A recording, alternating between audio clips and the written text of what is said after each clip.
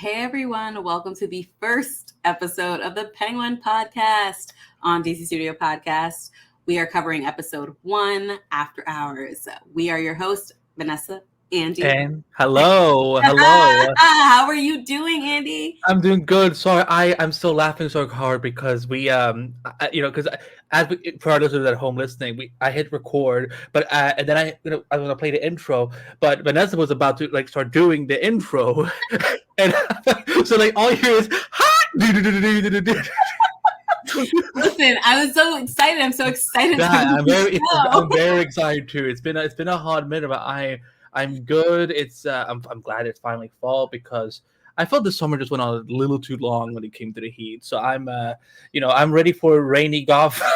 Yeah, totally. This is a very fall focused show, and I agree with you. I'm in Vegas. It's been hot. We had just got down to 72 degrees, so I'm really excited to just get into this series. Andy, actually, let me remind listeners, cursing is allowed, and just a little intro into the Penguin. The Penguin, if you have not seen The Batman 2022 starring Robert Pattinson, directed by Matt Reeves, I don't know why you're watching. I don't know why you're listening to this. You should watch the movie, and then come back to this, because the movie is this is 1 week post the movie. Yeah. It's starring Colin Farrell as Oz Cobb, aka Oswald Cobblepot, in the comics, aka the Penguin. It's an 8-episode series. I believe it's the only 1-episode series within Matt Reeves' Batman epic crime saga universe. Yes. Mm-hmm. And it's developed by Lauren LaFranc, who was I actually got the chance to see them on their panel at Comic-Con, which is really cool. From just that experience, I could tell everyone was so passionate about the show, and it was really cool to see how even Colin coming in from, I think he was in Australia filming something. It just seemed how everyone was so into passionate about the show. So I'm excited to really dive into it, because you can tell. And I want to know what your thoughts, Andy, overall about this. We've both seen many episodes outside of this one. What are your overall thoughts? Non-spoilery. Yeah, of course. No, but listen, I loved the Batman. It was, one of my favorite, became one of my favorite DC movies in a good while. Even though you and I, we talked a lot about that. There's a lot of Batman presence in media. But what Matt Reeves has done with his universe is very refreshing. It's very fun. It's very different. So I when they start talking about we're gonna do spin-off, we're gonna spread out this universe.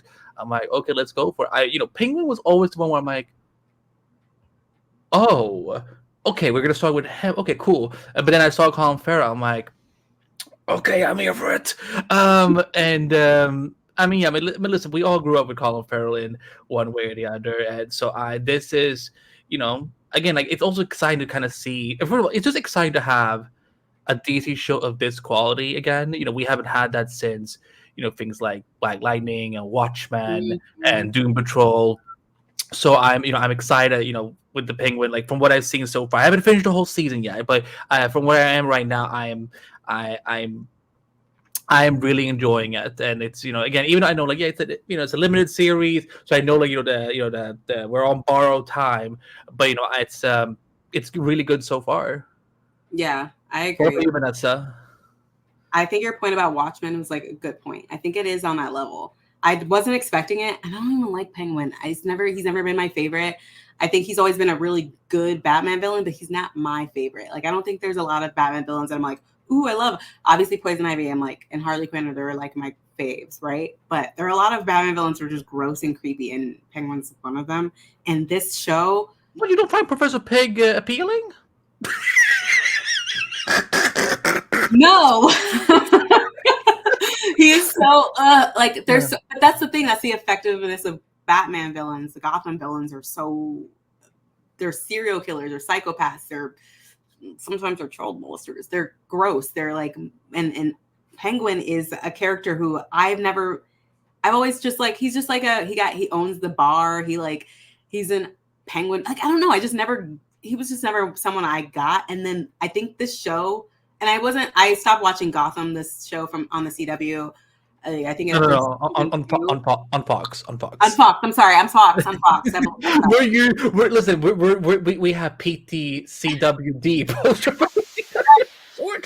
So Gotham TV series on Fox. I stopped watching after season 2, so I didn't really get into the Riddler Penguin of it all. But this show, I think I finally get. I feel like I get him now. Like his scenes with his mother, with his family, with the scene with Alberto. We can talk about it later. There's some stuff I'm like, oh my god. He has such an deep insecurity that I feel like is going to resonate. And I don't know if it's just like, maybe this is something like Lauren LaFranc wrote this. This is her show, right? It's within Matt Reeves' universe. But there is something about the Riddler in the Batman and this Penguin and Sophia too. There's like this deep insecurity that they mask with like other stuff. It's so interesting. Because I don't think that anyone's really explored that before. And I'm like interested in this like version of, we were talking about this before we started recording. What would a Matt Reeves Harley Quinn look like? Right? Because we've been introduced to certain characters that I'm curious as to what a Harley Quinn looks like in this universe. What would a Poison Ivy look like? What would a Scarecrow look like? So I'm just like interested because Matt Reeves and Lauren LaFranc, they seem to get it. Yeah. They get the villains really well. And I don't know if I was anticipating that. I just was like, I don't think any of us were because we've seen, because we've had very different types of Batman universe. We have had the Keaton era, then we've had the Schumacher era. May he rest in peace, but those movies were goofy as fuck. And then we had Campion. So listen, I love Joel Schumacher because he did Phantom of the Opera. That's one of my favorite movies of all time. But then we had the Dark Knight universe, which again was very, very grounded. But where where characters like Poison Ivy, for example, or Clayface wouldn't necessarily work because they are very fantastical. I think if anything, when I look at something like because Matt Reeves is also involved with Batman Crusader, and that's kind of like.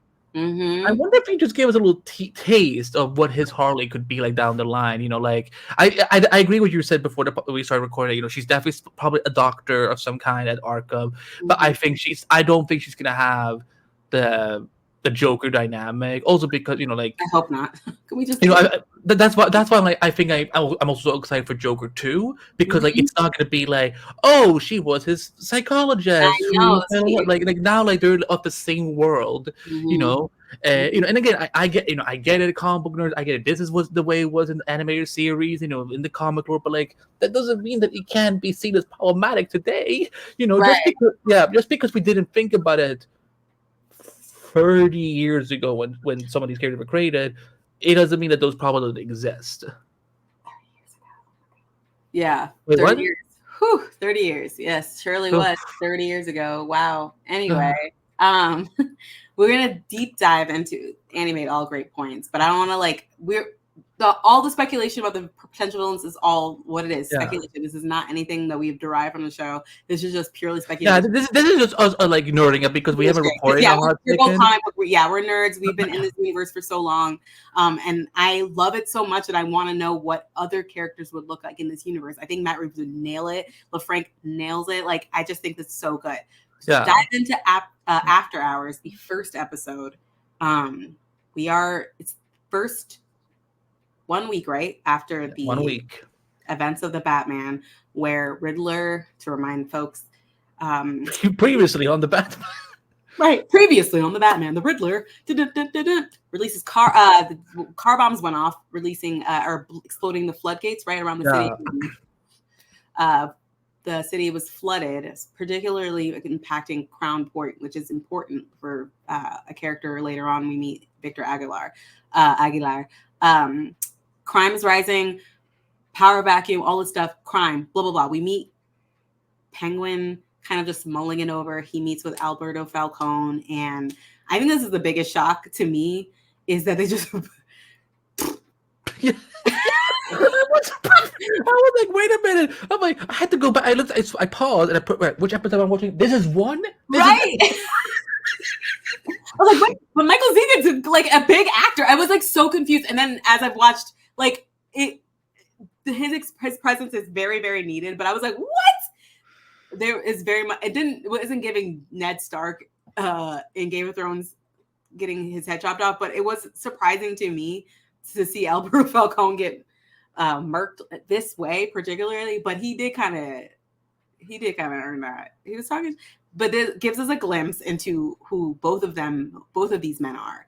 Like Penguin is a deeply insecure man, deeply insecure. Can we talk about that, Andy? Let's talk about. Yeah, let's talk. Yeah, like so, he gets to, he gets back to the to the club to collect some material, and that's when he runs into Alberto, and I'm just kind of like, where is this about to go? And again, their conversation, like, yeah, like, even, I mean, listen, that insult he threw at Oz wasn't even that deep, and he was like, he started chuckling and laughing, and then poof, poof, poof, poof, and I'm like, oh God, this man needs so much help. Yeah, again, I just, because again, like, as someone who did love the Gotham TV show, love seeing so much of Penguin's background. Like, I think he's definitely one of those more tragic Batman villains. Again, like, I can feel for someone like him or Mister Freeze. Whereas, with Joker, I'm like, you deserve every bad thing that happens to Right, you. that's fair. So with this, like, seeing I think if anything, as we see his insecurity, we all see his ability as a survivor. Because again, like, I think it's really, I thought it was really neat that they actually, like, we really see, it's both like a previously, but jokes aside, like, when we also see like new scenes of what's going on in the city now, like, yeah, like, this is the time for someone like Oz to step up and like claim his power. Yeah. So but yeah, I was just kind of like, oh, that wasn't even that bad of an insult. That was soft. But yeah, I would say yeah, again, I really, yeah, because the Falcons, they've always been, because we don't have Karma anymore. I'm like, okay, so we're gonna have Sophia and Alberta. That will be, oh, no, not Alberta. Okay.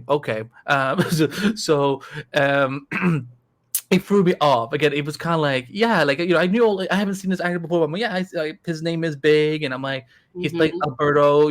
Like, again, like I thought that something like the Penguin TV show would be a natural place to explore the rest of the Falcone family, but they were like, suck on that, he's dead. Right. That's a good point. I think a lot of fans, very deep Batman fans, myself included, Batman Dark Victory, The Long Halloween, and there's another one. It's like kind of the Tim Sale, Jeff Loeb trifecta of Batman crime family stories. Like that's like the quintessential. So I think people were like looking at this. It's like Matt Reeves is clearly going on this, and it's true. He's taking elements from this, but he's very much with this episode, very with Lauren LaFranc and him. They're like, this is our story. We're doing our own thing while taking elements of those stories, but like this ain't no Alberto Falcone is the holiday killer here. Oh, that's spoilers for the comic books. But that's not going to happen here because he's very clearly dead by the end of this episode, unless they're bringing in Clayface.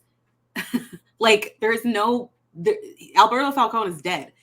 So well, you had a couple months ago. You had a I know very Eve good Carlo, who is the blonde lady we meet with the white hair, right? His Oz's like friend. I think, did we meet her in this episode or did I just? Yeah, no, that was this episode. Yeah, Okay. because he needed an alibi. Yes, he needed an alibi for Alberto's murder, right? Her name's Eve Carlo, which is Basil Carlo's last name. So I did have that theory. I don't know if that's I don't know. I also have not finished the last the season. I only have like a few episodes left. So if I'm wrong, I'm wrong. But Alberto Falcone's dead. He's dead, right? So there is no holiday killer. So that's like a huge twist in this thing for me as a comic reader. I'm like, so what is the future of the Falcone family? What does that look like? I'm so curious about it. So it does give us insight into both Alberto as a person and Oz as a person. And then we move into him like we just talked about Eve. We moved into him like disposing of the body. We meet Vic Aguilar, who is my baby Afro Latino, who is me. I see him. I see you, my baby boy. I love him. And he's fucking. I watched it because his breakout role was on Runaways. In Runaways, yeah. Mm-hmm. Yeah, and he that kid knows how to fucking act, because like there will be, because his character in the comic is very complex, where like initially you would think that he is one of the good guys, but his character definitely has dark elements in that show that I'm Mm, like, so when he got cast on this, I'm like, ooh, oh yeah, he deserves this. He deserves this gig. he's And cool. Mm-hmm. yeah, I also I also had a little trouble like how to say his last name, but because I was like, is it who is Victor from the comics? Is he this or that? But my No, um I believe he's a new, completely created character. I don't know if he's in the, like, most of the cast is, they're pulled from the comics, except for a couple who are created or were pulled from like live action series. So that's hmm, another, like, which I think is interesting, which we'll talk about later on. I'll, I'll I'll brief you on that after we yeah. finish this episode. But yeah, Vic Aguilar is stealing Oz's car, his bright ass purple car. Why does Oz have this bright ass purple car? Why? Why? Why? Why? I really liked the car. I was kind of like, oh, this is a this. I mean, because he had his aesthetic is very purple, blue, from things we've seen, like the Mm, iceberg lines and so on. But yeah, even I was like, in broad daylight, because I will tease. There's a scene involving his car in the yes. next episode that is where I started laughing so hard. I'm like, okay, maybe this wasn't such a good idea. You will Mhm. see it, to our listeners, you will see it next week on HBO. But yeah, can we if I can just drive off a little bit. I love the production value on this show is like it feels just like it's in the movies. Because sometimes Yes. like when we do spin-offs from movies to TV shows, I always get like, is it gonna be just as good? Because like you could see some of the Marvel shows sometimes when they've done spin-offs from the movies, like they don't. Yeah, but here like I'm like this is top notch, and that's why I'm like, one, I'm glad it took so long for us to get the show because this has been in work since I think. 2022. Yeah. Yes, yeah. So it's like, yeah, like they've been working on it for a long time, and like, like just being back like in this Gotham, I'm like, okay, like this, yeah, this feels like they could have filmed this during the movie, and they're just like, okay, we're just saving it for the show, because production value is important. I mean, speaking of production value, and that's why I'm like something like the Penguin makeup is. I cannot believe this is Colin Farrell. Like, I cannot believe this is him, and this is because there's again, like I see pictures of him as his normal stuff, and then I see Penguin. I'm like, Right. this isn't him. He was talked about that at the panel. He was like, this is how it made him feel seeing the penguin bust for the first time. And like Mike Marino was there. The makeup, like he like put it on him, like the scar, the beaked nose, the lips, the hairline, the face, like the way his like eyes scowl, but also the shoulders too. The way his shoulders, he like is like this, like and then the limp too, like the way he walks, because he has a thing on his, Oh, it's just all yeah, so wonderfully put together. yeah. It's a different take on the what penguin, like Danny DeVito's penguin or Robin Lord Taylor's penguin, but it is such a good way to show that Penguin is a disabled criminal overlord. It is so smart. It's so cool. Oh man. What I do you think of the shot when they showed when he took off the when he showed his foot? it was just like, it was so, everything is so beautifully done. I think it was respectful to, I'm not a person who has like, obviously, and I'm a pretty able-bodied person. But I thought it was a beautifully respectful way. Like they don't lean on his like, just like they're like, oh, despite all this, he can do that. Like it's just like a part of who he is. It's not, Yeah. and it's beautiful. It's everything about his.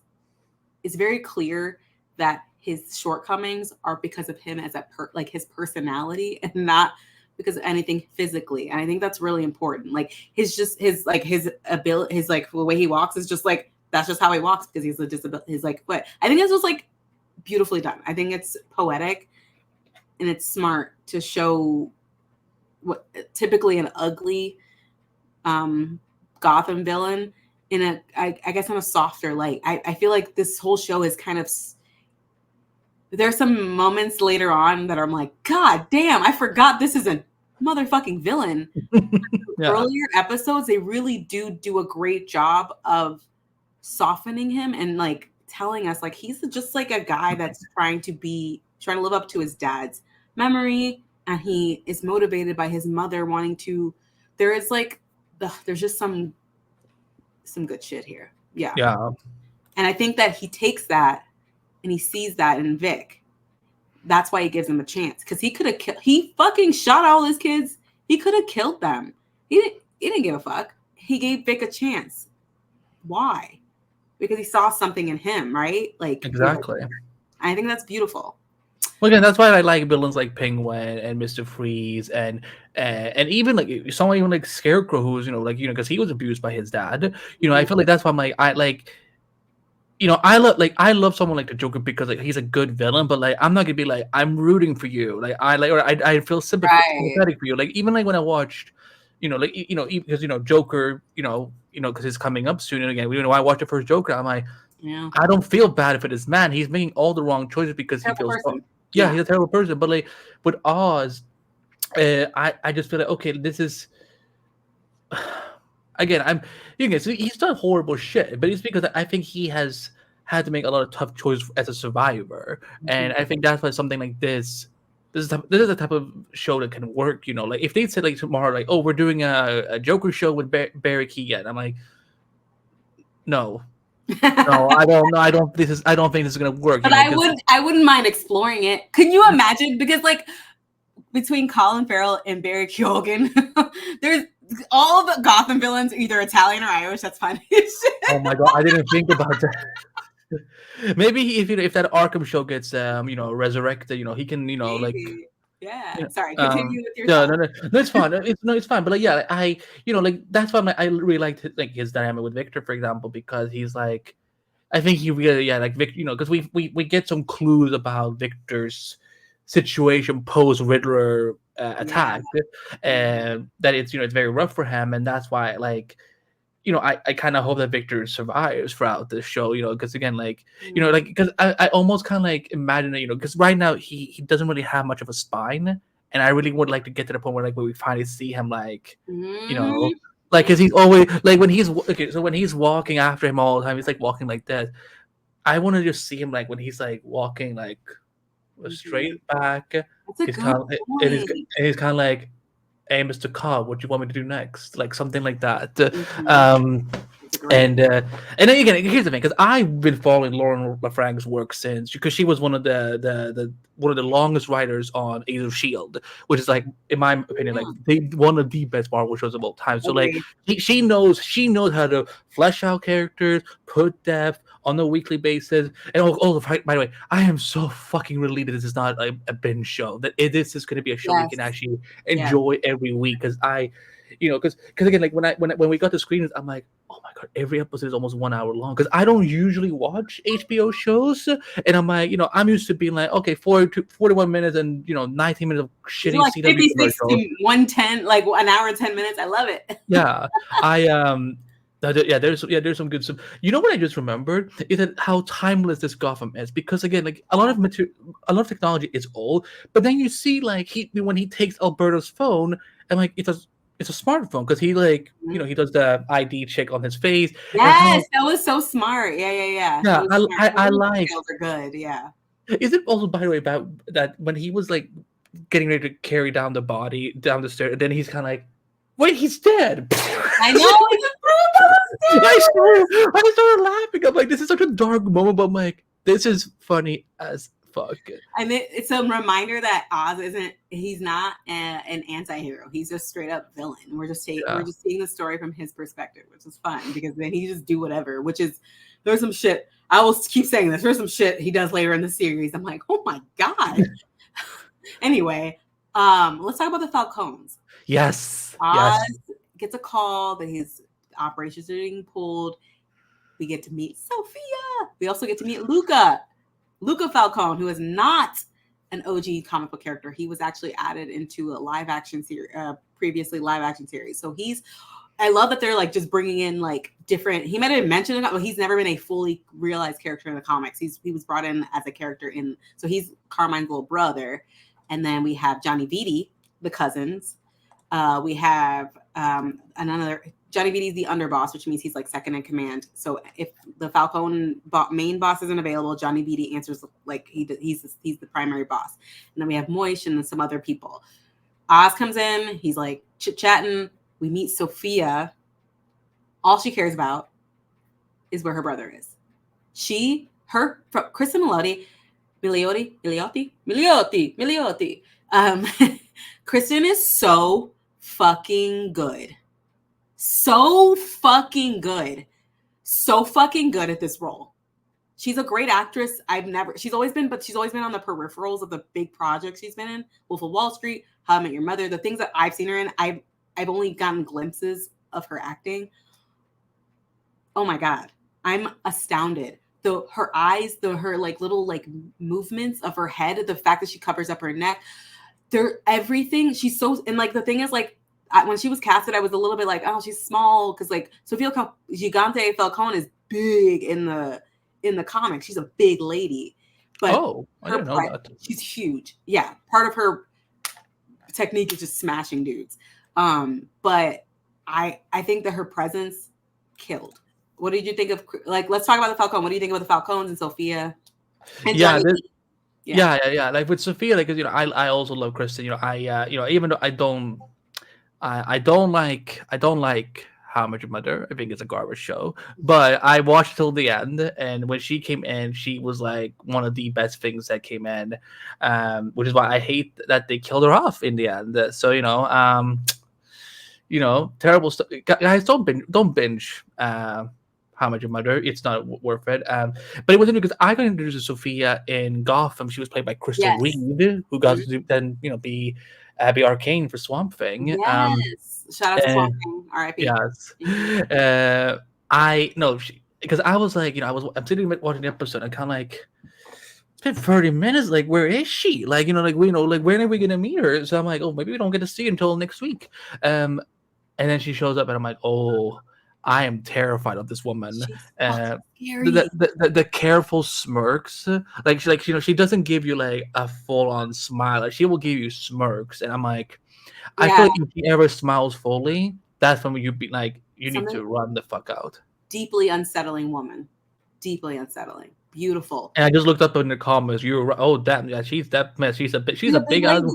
They captured every single thing about her, like the haircut, that eventually but it's just the size, which is like a thing that unfortunately, like, comic books are like women 6'7", like Starfire, all these women, but like the actual casting a 6'7" good actress is probably harder than we would like. So yes, would I have loved a 6'4" Starfire in the Titans comic? Yes, but we got on a diet, Mama Diana, so it's like she's great as that character. So all she had to do was just put her on a milk crate, make her taller than Dick, but they're cowards. So anyway, that's my thing. My one note is that I feel like people are cowards when it comes to a woman being taller than men, and they shy away from that too often. So that's my last frontier. Let tall women be tall women. Put Kristen Milioti on a fucking, I'm going to say her name so Italian. Put Kristen on two fucking fingers everywhere. For our audio listeners. Damn it. Like, she's taller than fucking Penguin is historically the shortest villain in Gotham. Yeah, this is a very tall Penguin. Like, I remember when the first set photos came out for Batman, I'm like, oh no.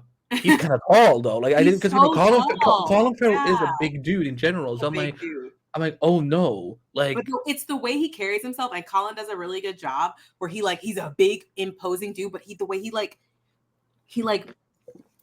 makes himself small in his facial expressions and the way he's like, all right, like he'll step up and be like, I don't agree with this, and as soon as someone's like, shut the fuck up, he's like, okay, all right, fuck. Like, the way he makes himself small is such a good acting choice, because it is very Penguin like. When there's bigger bosses in the room, like, all right, I'm not gonna fuck up. Like, I got the Penguin I've been reading in the Catwoman comics is a little bit different. So he's already like, he's just one of the heads of the crime family. It's like the Hasegawas, and like there's like Black Mask and stuff like that. So I'm just like, the Penguin that exists now is a little bit different. We're looking at a Penguin that's like deeply insecure. He's not in charge of shit. He's just trying to claw his like way into something, and right now his piece is owned by the Falcones, and so Sophia's like coming in like, where'd you see my brother? What's going on? Like, blah, blah, blah. And we do learn why Sophia's so passionate about her brother. And, you know, they go to, Oz and Sophia go to lunch, and like, we learn that he's a fucking master manipulator and liar. He's Yeah. really Oh, the gaslighting this man causes. I'm like, I know very it's wrong, but I'm like, damn, these are good tricks. right. He's very good. She knows immediately, doubts him immediately. Like, you're a fucking liar. Because we learn later on, way later on, why she is so doubtful of him and just trusts him on a deeper level. But like, he plays her. He's so good at it. He's like, oh, I knew about the mushrooms and the drugs and I was in on it. He didn't tell me about you though. Playing on her insecurities because of what she'd already been through. And the only family member she had through everything she had been through was Alberto. So Oz not only was like lying to her, but he was playing on her insecurity about her one family member that she trusted, not telling her all of the truth. The mushrooms were together. Like, we learn later on that where the mushrooms come from. Like, that one from Alberto. So like, I think that's like, it's just so interesting to see Oz like quickly clocking a situation and being able to manipulate based on that. That's talent. That's really smart. And and I don't know maybe he gets that from his parents, and we'll learn a little bit more about his parents later on, but that's a very talented skill to have. I was curious what your take on this was when they were at lunch, the way she was like, I want to say, the way she was stuffing her face with like, with the, I was like, because everyone was like kind of creeped out about it, but I'm just kind of like, have you all never seen a hungry person before? Like, I'm like, I wasn't sure what. That's a good point. This is high society, right? This is very high society. This is high society, upper crust, like rich people who take private jets to places. So seeing someone do something uncouth as to eating with their hands is just like, that's like, you're basically an animal. Is this culturally insensitive? Absolutely. This is upper crust white New York, or not New York, Gotham culture, but it's very based on like Hampton's upper class New York. Like, they were looking at her, she's like a fucking animal, but also her reputation precedes her. We also learned that like she was convicted as, the hangman. Yeah, she's in Arkham for a reason. So I think that was part of it. Like, she's eating like an animal to them, which isn't silly because people eat pizza with their hands. People eat nachos with their hands. Hamburgers with their hands. Right. Like, a lot of American foods you eat with your hands. But it's also the fact that she's a convicted criminal that was, I think it was, what was it? They said it was a DA forgave a bunch of, or commuted a lot of their, I can't remember what they said in the first episode, but she's out because they forgave her thing, whatever, because all the shit that was going on in Gotham.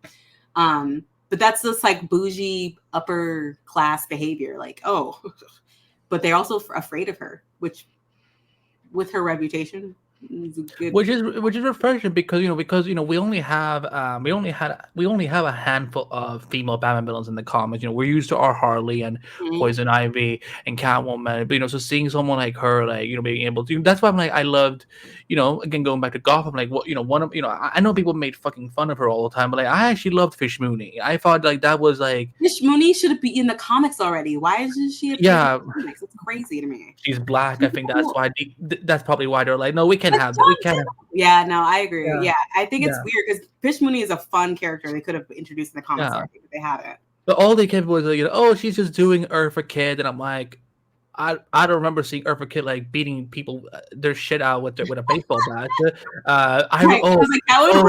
Vanessa, because I wasn't in the room because I was at a different press room, but I heard that the first year she went to Comic-Con to Gotham, she brought the baseball bat to the interviews. Like, and she would put it on the table, and she's like, this is what I use. This is what I use. And people were like, it is so funny. She's such a troll. I love it. Yeah, so like that's why I'm like, when we see someone like Sophia here, again, like, I'm like, yeah, women can be dangerous. Women can be powerful. You should fear her. Yeah. So it's like, again, that's why I'm like, if she ever gives you a false smile, you need to run. That's why I'm like, the little. That's what she always does. To the people listening at home, I just did like her like half smirk. Yeah, she does a little shudder with her smile. That's like almost a stutter. Like she's trying to. Yeah, that's a better. Almost trying to hold it in, but it's like peeking through. It's very good acting. Very good acting. And you And made a again, good point about mhm. women, the like women on the show. I think Lauren LaFranc does a good job of like bringing in women in the show that are powerful, but not. It's a balance too. Because I know how the Enzos were like, oh, there's too many, blah, blah, blah, blah. But like you can't argue that with Sophia fucking Cone. Sophia Falcone can kill most of the Gotham villains in a fucking blink of an eye. She's a fucking serial killer. Like in the comics, she's a very indomitable serial killer, and I appreciate that they are like they're exploring that and like introducing Oz's mom as a character was smart too, because I thought it was going to be like when I first introduced her, I thought she was just going to be like this old doddering woman, like, all right, Oz, what do you? What? No, this woman is a sharp. She, she she wants her son to be the fucking overlord of Gotham. She's the reason why she's fully his motivation part besides his She's your father. full stage mom.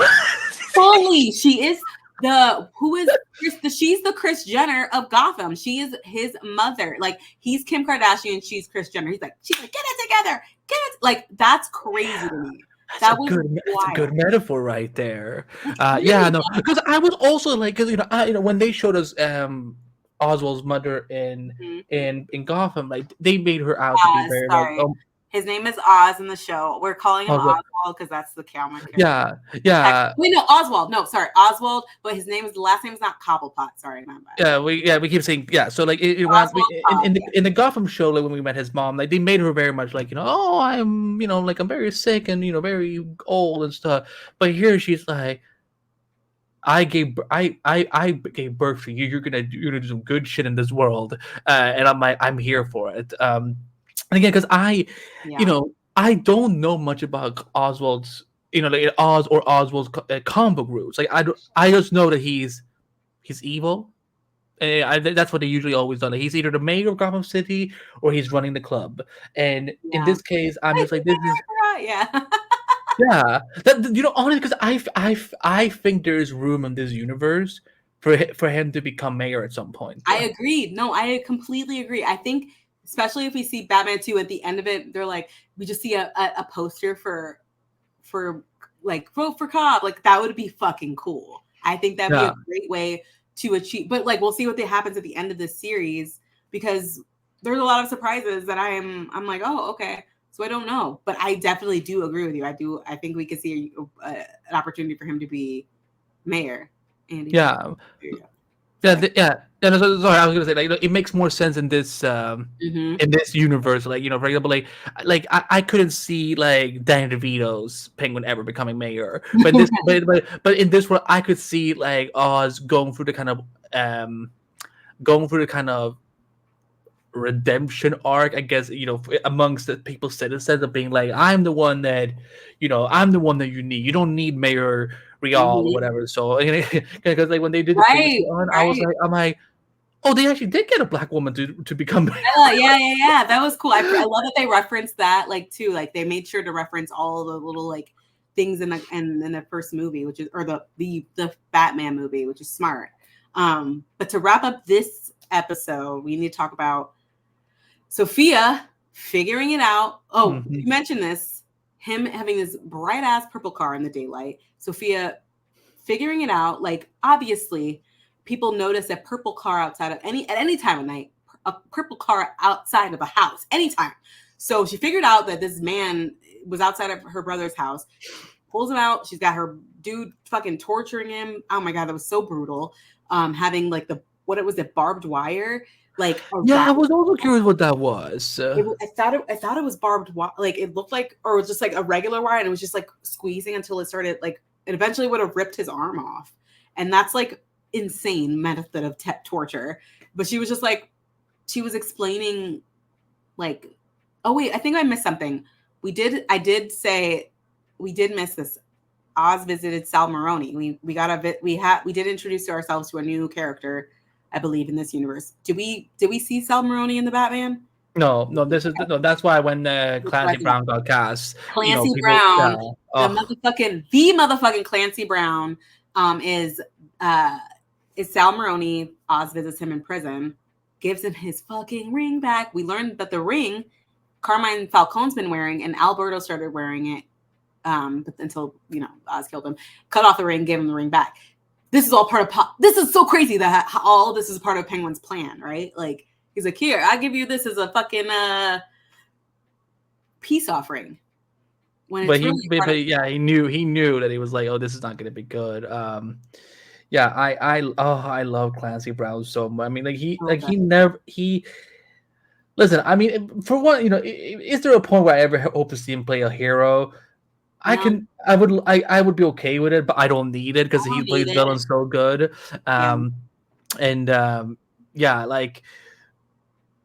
can't, again, because we're gonna see a lot of the Maronis, throughout the series. But he just never stops being bad at playing villains. He only keeps getting better, because he was on the, he's Lex Luthor. He's probably like most likely, if you were growing up in the 90s, he was likely your introduction to Lex Luthor. True. And then he was on the Flash, and he was Despicable there too, and he was on Daredevil. He played a very despicable character there too. And here, I'm just. Yeah, because we all know what we know Maroni plays, a vital part in a certain Batman villain's rise later on, so I kind of hope he gets out of Blackgate at some point to cause some chaos. How did you like him? Oh, Clancy Brown is an icon. I'm excited to see him, and the actor who plays his wife, Nadia, she's so good. She has the most beautiful voice I have ever heard in my life. The best voice, I swear, I've ever heard. Like, I would pay to listen to her talk about anything. Like, I'm so excited. It's interesting that they, like, the Maronis and the Falcones are typically Italian-American in Gotham, and they made this and the Maronis, I think Persian-American, or Iranian, because, white, but... we definitely white.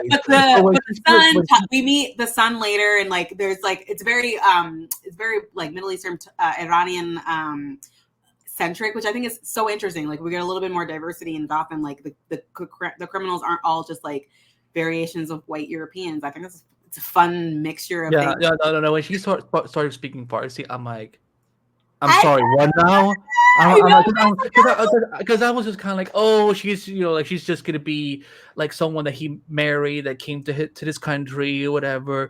But the fact that because when Zag means dog, and I'm like, yes.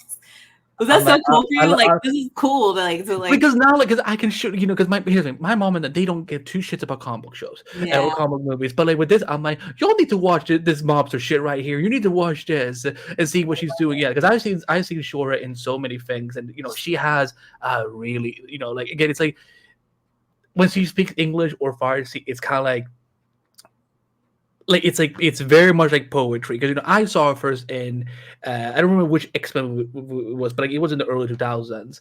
But it's gonna be fun seeing what the Maroni, what she, the extension of the Maroni family will be up to. Because we were talking about it, we were all talking about it right before we started. Is that why is every Batman villain someone with an American accent? Right. We love Colin Farrell's accent here, but it's like, come on, he has one of the hottest Irish accents of all time. I know. They could have had Penguin be Irish. Let him be Irish, American. Like, would have been fun. I agree. Yeah.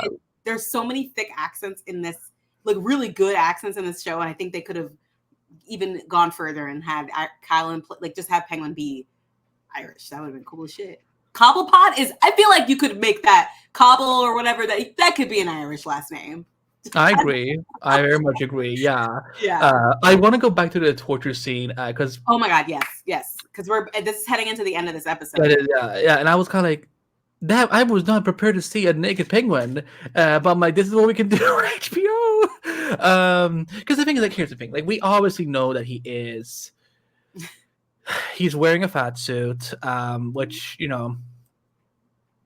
I know it's very controversial. I hear this is my, people don't need to agree with me on this. If I get canceled, I get canceled once an episode on this podcast. Don't worry. But I think if you can do it well, where it doesn't look like rubber, like most fat suits do, sadly, then I'm like, yeah, I don't mind that. In this case, like, this looks like really good.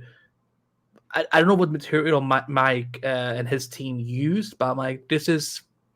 I don't feel offended by it. Now again, there might be other plus size people out there that might get offended by it. That's perfectly fine. But in my case, as so who's also plus size myself, Hmm.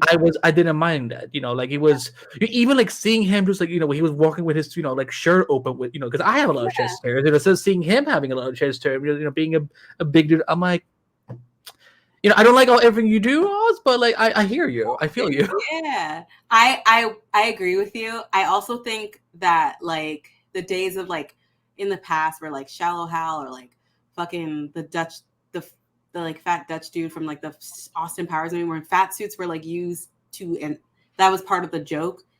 This is not like, it's part of the building of his like body, and like they never make his size a joke, like just like they never make his disability a joke. They never make it a part, like it's just who he is. And like I feel like you could tell like people are like, they break him down because they expect him to be more intimidating because he's a big dude, but he's not. He's got insecurity, so you can bring him low. When you can like tear someone down, it doesn't matter what their size is, because and so that means you can't fear them. And I think that's just a smart decision to do for Oz. They never make his size the joke or the story. Like it's not the point. His it's all of it. It's everything that makes him.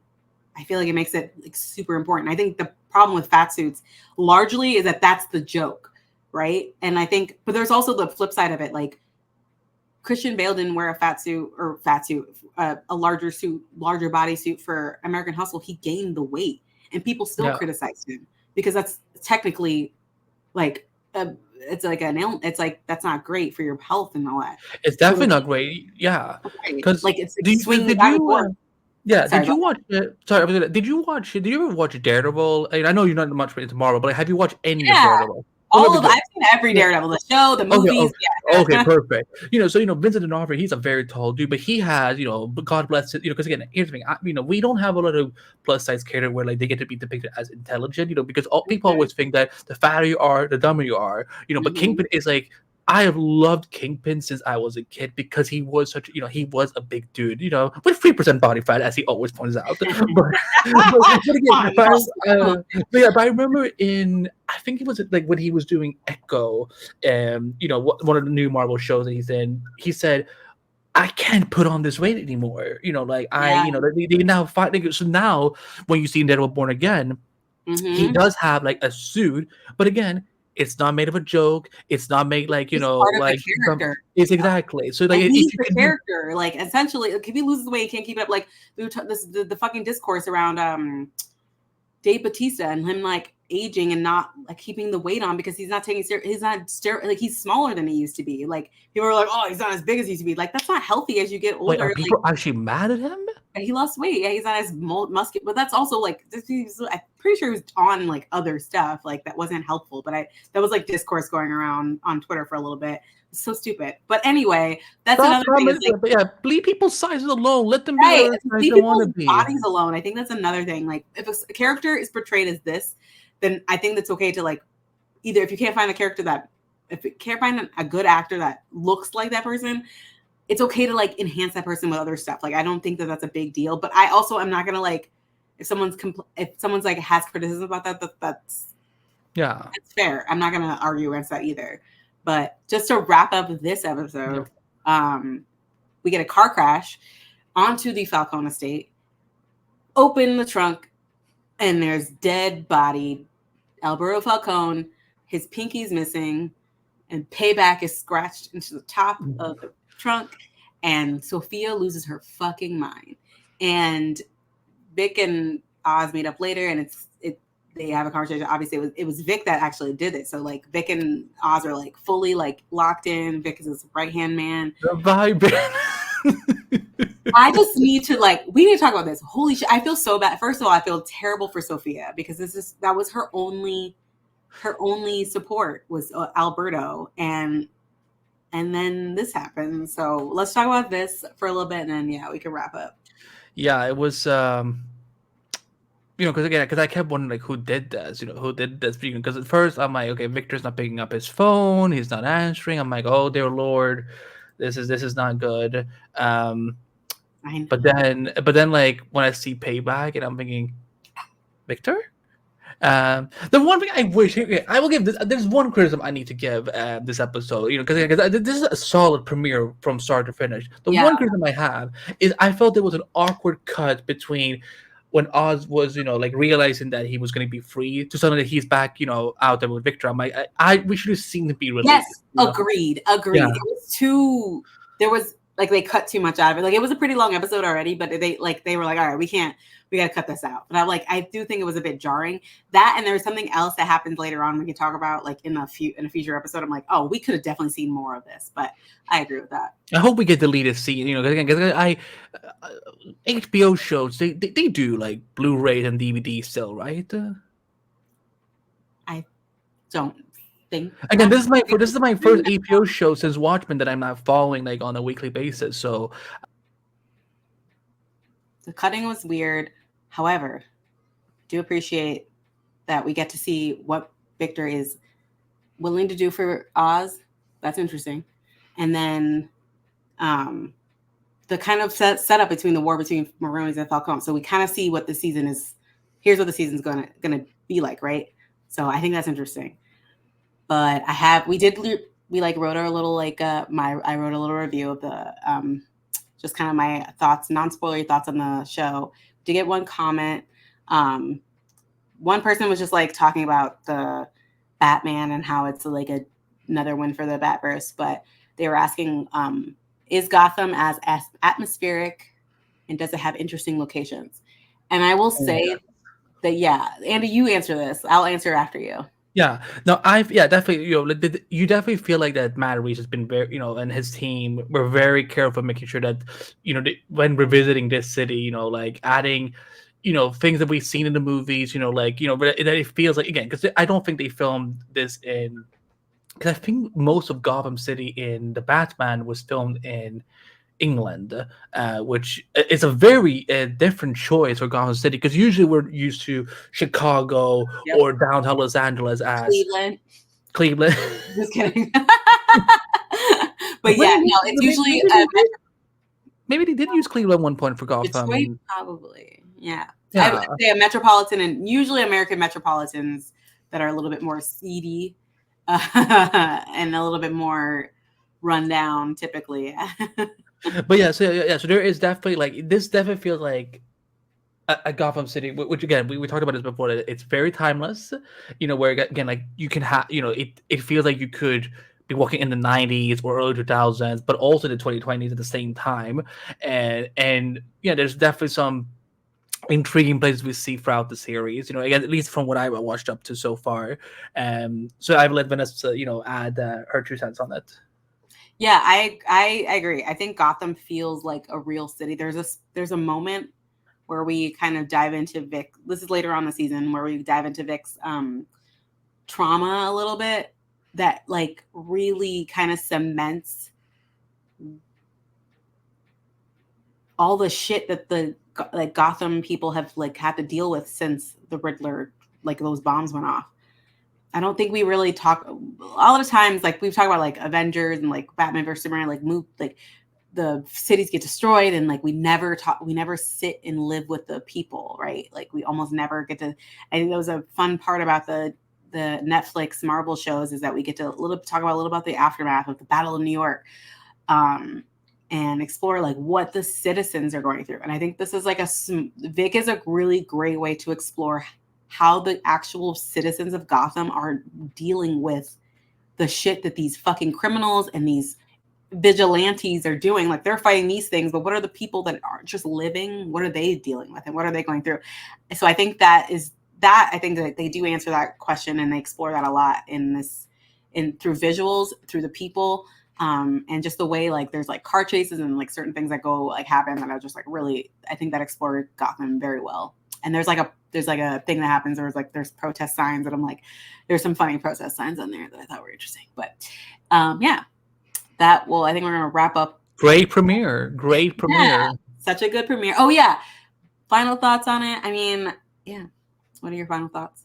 I am excited that if this is the kind of DC era we're in for on HBO, because I'm sure there's more Batman spin-offs coming up. We have DC studio shows coming up.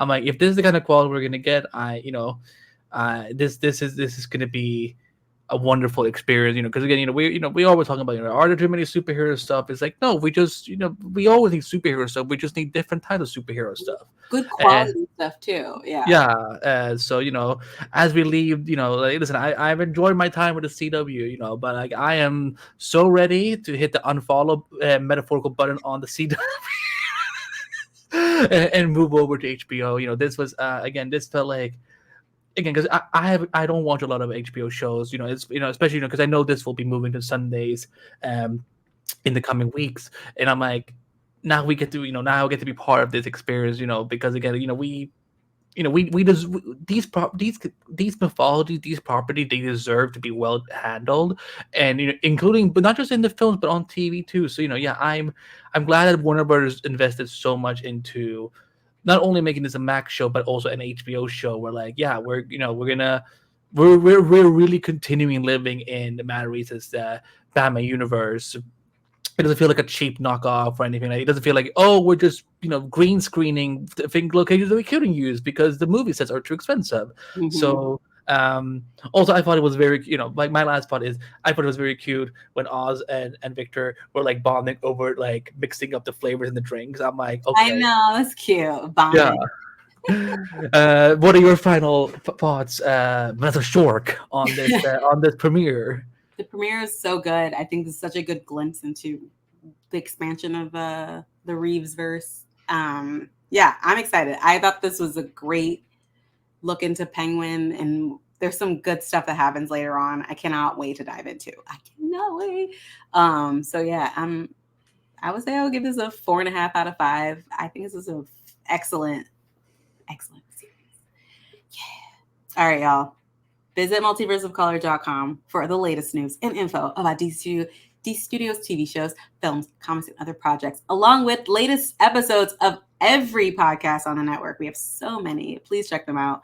What are the active ones right now that are actually The active? actual one right now, we have Supergirl Radio, Flash Podcast, These Studios Podcast, we have Sandman Podcast.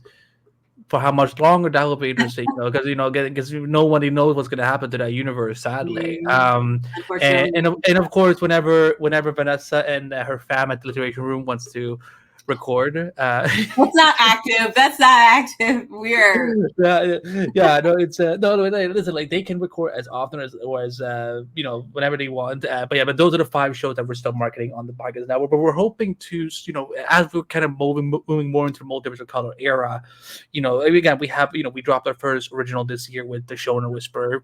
And we're mhm. hoping to, me and Vanessa, we've been talking about some drag podcasting, about trying to work that in. Yes. So, Trixie Mattel, if you're listening, we would love to talk to you. And She has her own yeah, podcast. yeah, yeah, yeah, no, yeah, yeah. But yeah, no, but there, yeah, we have a lot of, multiple color. This has been a very good year for us. With, we had great stuff at CinemaCon. Vanessa was fucking killing it. And again, we Comic Con was, that was also a huge success, and we're not stopping anytime soon. So definitely hit multiversalcolor.com and follow it on all the socials. Vanessa, where can people find you and all your great work in the world of Vanessa Shork? You can find me at Vanessa Shark on all social media platforms, vanessashark.com, which I haven't updated in forever, but that's fine because I have a new job that I'm very busy at. But Yes, tell them about your new job. That's so exciting. no, I don't know. That's not relevant. I love my new job. It's awesome, but yeah, I am busy. But I want to focus on this too. So like, yeah, I'm trying to like make sure I prioritize the right things. But yeah, vanessashark.com is on hiatus for now, but I'll be here for Penguin and all the future. I assume Harley Quinn at some point. But yeah, Oh my god, do we still not have a date for Harley Quinn? I don't know what's coming out. But yeah, so hopefully that comes soon. And then Creatures Commandos, the we'll be covering that as well. Andy, where can we find What you am I up to? everything?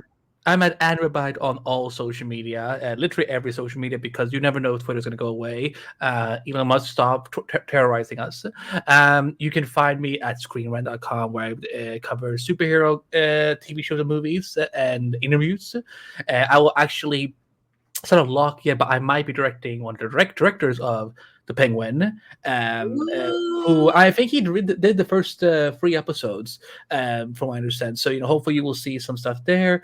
While it's on the hiatus right now, the showrunwhisper.com, showrunwhisper.com with the Showrun Whisper podcast, it's out there. The first 10 episodes are available to listen to, where we go inside the minds of showrunners, television showrunners in Hollywood, and kind of what it's like to navigate a TV show, especially in a post-strike era. And because I think that's why Penguin was one of the shows that got affected by the strikes. Yes, true. Because these studios were fucking greedy, and didn't want to pay their actors or writers, which I mean, if you don't have actors or writers, who's going to make your content? AI sure as hell not going to save you. Um, and I am also now back to streaming. I'm on Twitch, Kick, and YouTube. And back, I have a brand new gaming PC that took me 8 hours to put together with my good friend Nils. The stream is still up. So if you want to see me not understanding tech whatsoever, go enjoy that stream on YouTube. And check out. At some point the Flash podcast will be back. Again, I've been doing it for 10 years. I deserve a little break. Right. You've been working, Yeah, hustling. yeah. But yeah. So lots of good stuff. But yeah, I cannot wait for everyone. I also, yeah, guys, send us your thoughts on the Penguin. We want to hear your thoughts every week. So you can email Podcast at gmail.com for long list of feedback or thoughts related to any of the Max DC shows. You can also at DC Studio Podcast, no S there, because it got too long, Elon said. No, that's actually been always a problem on Twitter anyway. So definitely send us your thoughts, and we will read, because we're recording these episodes in advance, but we can always read your thoughts on the preceding episodes on the next recording. So good stuff. Penguin is here to stay, and I'm here for it. Catch it on HBO, everyone, or Max. Max, it's a stupid name. Okay. See you on the next one, guys. Bye.